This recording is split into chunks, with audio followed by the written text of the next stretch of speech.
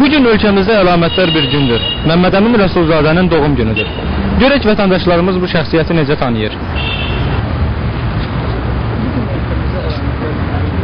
Azadlığın himini koyan, azadlık bizim ki bu azadlığımız var. Onun himini koyan, Azərbaycanın müstəqilliyini himini koyan. Azərbaycan Demokrat Respublikasının yani ilk prezidentidir. Yani hem de ki böyle bir insan. Yani. Benim xadimimdə bizim